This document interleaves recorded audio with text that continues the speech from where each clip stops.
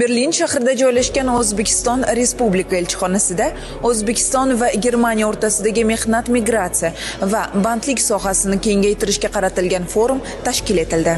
Tadbir O'zbekiston Respublikasi Tashqi ishlar vazirligi, O'zbekistonning Germaniyadagi elchixonasi, xususiy bandlik agentliklari uyushmasi hamkorligida tashkil etilmoqda. Forum doirasida Germaniyaning yetakchi ish beruvchilari bilan uchrashuvlar o'tkazilib, O'zbekiston fuqarolari uchun yangi xalqaro ish imkoniyatlari muhokama qilinmoqda. Bugungi uchrashuvlar, imzolanayotgan shartnomalar va amalga oshirilayotgan ishlar O'zbekistonning xalqaro mehnat hamkorligidagi o'sib borayotgan salohiyatni yaqqol namoyon etmoqda.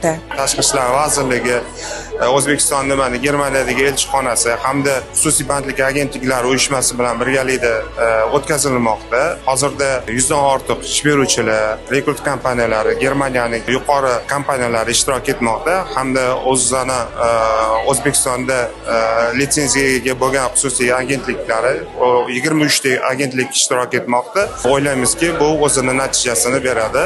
Bugungi yarmarkada Getwork xususiy bandlik agentligi ham qatnashyapti. Bir nechta germaniyalik ish beruvchilar bilan suhbat olib bordi.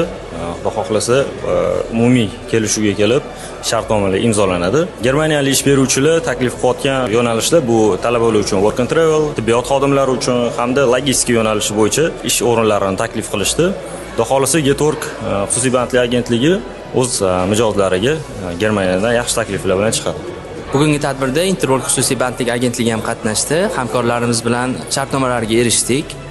Ular o'zbek xalqining mehnatkashligini bilgan holda juda yaxshi taassurot bildirishyapti. Bizning xalqimizda olib kelib birga ishlashni maqsad qilishgan.